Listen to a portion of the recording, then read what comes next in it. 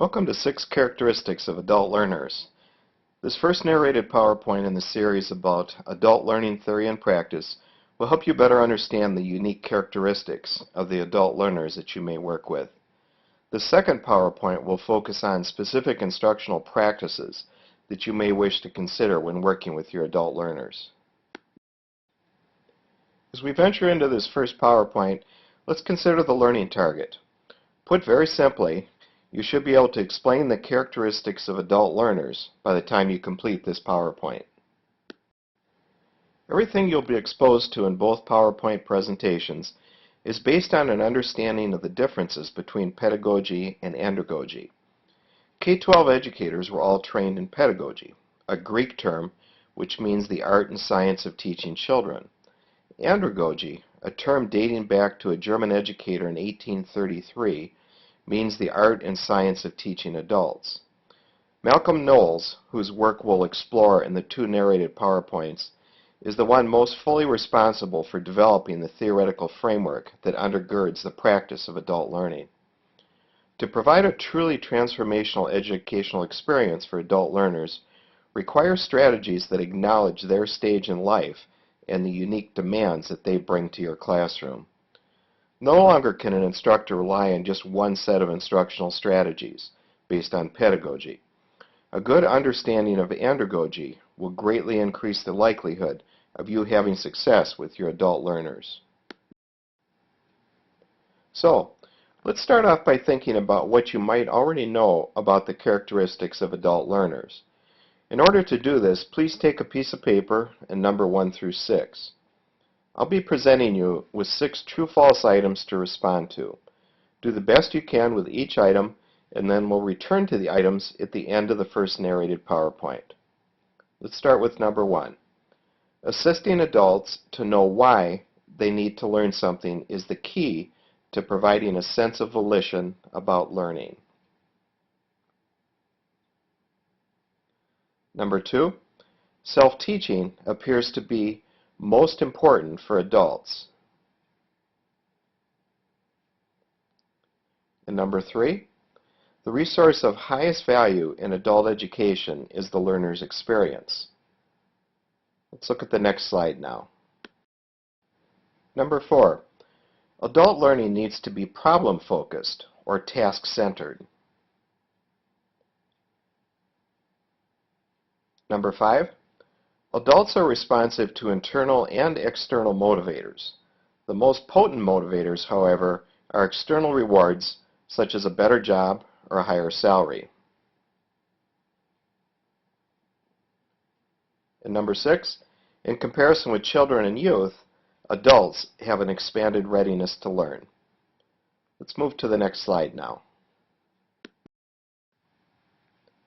Let's begin with a quick overview of each characteristic, and then we'll delve into the characteristics in more detail.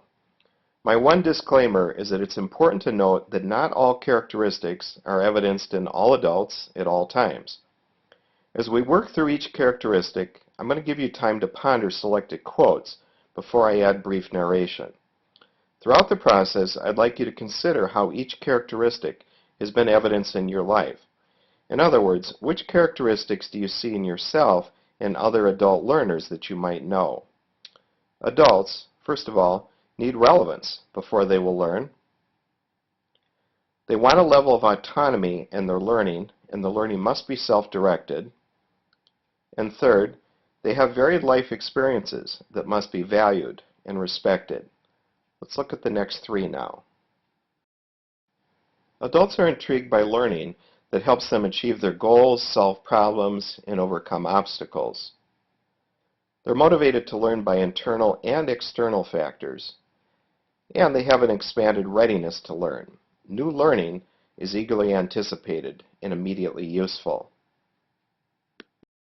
As mentioned before, I'll give you time to read before starting my narration.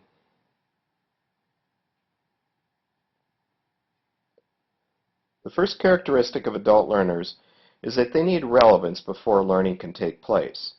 Adult education begins at this point. Subject matter is certainly brought into the equation, but subject matter must give way to the primary importance of the learner. The core principle that adults need to know why before they engage in learning has led to the now generally accepted premise that adults should be engaged in a collaborative planning process for their learning. Indeed, one of the distinguishing characteristics of effective adult learners is how they share control of program planning and facilitation. Even in learning situations in which the learning content is prescribed, sharing control over the learning strategies is believed to make learning more effective. Engaging adults as collaborative partners for learning satisfies their need to know, as well as appealing to their self-concept as independent learners.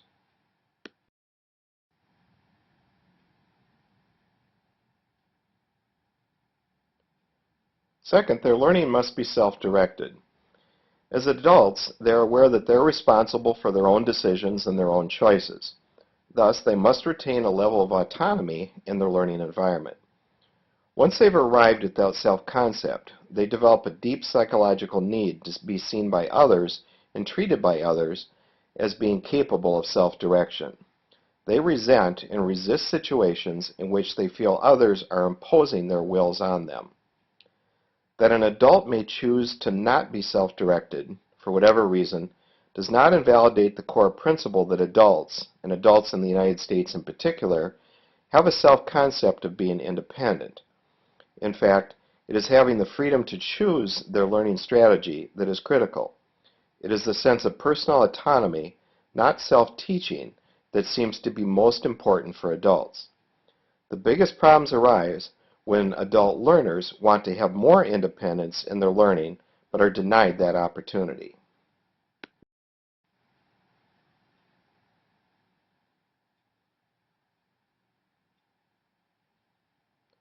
Third, adults come into the classroom with a broad range of experiences. These experiences have made them who they are and thus must be valued and respected. In considering the spectrum of learning opportunities available to adults, it is important to acknowledge all these arenas of learning, from the highly structured to the more informal ways that adults go about learning. Adult learners have accumulated a foundation of life experiences and knowledge that may include work-related activities, interest-based experiences, family responsibilities, and previous education. Adult learners bring this knowledge and experience into the classroom and engage dialogically with other learners, enabling them to build upon one another's understandings.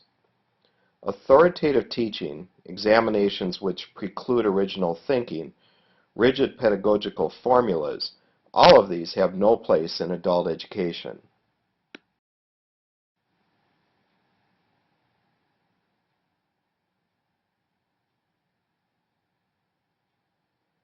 The resource of highest value in adult education is the learner's experience.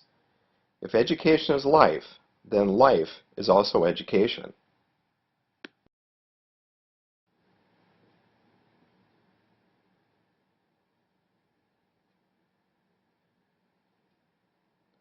Fourth, adults are problem-centered in their approach to learning.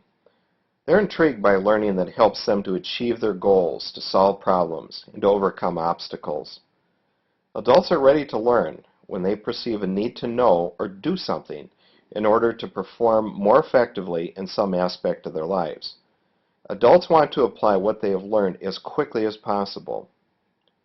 Malcolm Knowles provided two assumptions that add to our understanding of adult motivation. First of all, adults have a self-concept of being responsible for their own lives, and they develop a deep psychological need to be seen and treated by others as being capable of self-direction. And number two, adults become ready to learn those things they need to know to cope effectively with their real-life situations. Adult learning needs to be problem-focused or task-centered.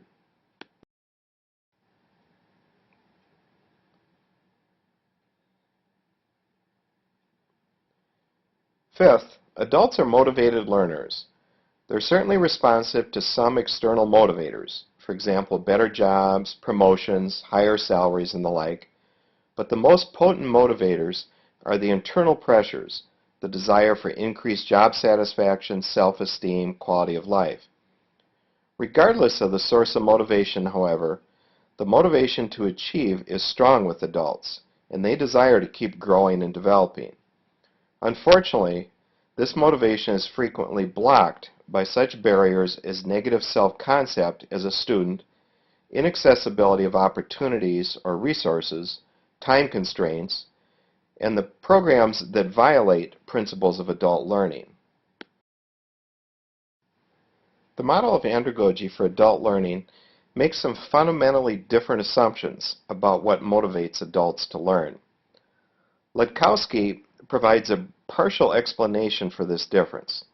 He suggests that adult motivation to learn is the sum of four factors. First of all, success. Adults want to be successful learners. Volition. Adults want to feel a sense of choice in their learning. Value. Adults want to learn something that they value. And enjoyment. Adults want to experience learning that is pleasurable.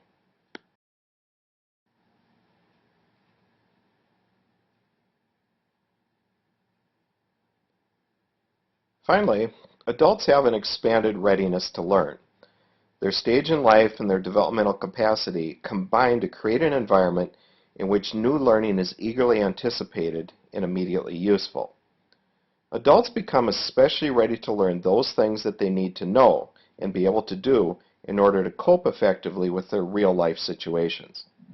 For example, a beginning nursing candidate may not be ready to handle the intricacies of health instruction, but let him or her get engaged in their first clinical placement, and this individual will be very ready to learn.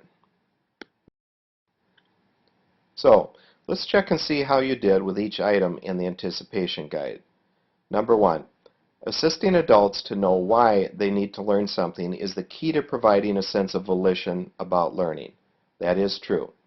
Number 2, self-teaching appears to be most important for adults. That's false. It's actually a sense of autonomy, not just self-teaching, that appears most important to adults. And number 3, the resource of highest value in adult education is the learner's experience. That is true. Let's move to the next slide now. Number 4, adult learning needs to be problem-focused or task-centered. That is true. Number 5, adults are responsive to internal and external motivators. The most potent motivators, however, are external rewards, such as a better job or a higher salary. This is false. Internal motivators, such as increased self-esteem and achievement of personal goals, are actually the more potent motivator. And number 6, in comparison with children and youth, adults have an expanded readiness to learn. This is true. So, I do have some homework for you now. What I'd like you to do is reflect on how the 6 characteristics identified by Knowles have been evidenced or not evidenced in your teaching and life experience. This slide contains the references for the PowerPoint presentation that you just viewed. Please feel free to do some additional reading in any of these resources, and thanks for joining me for this PowerPoint presentation.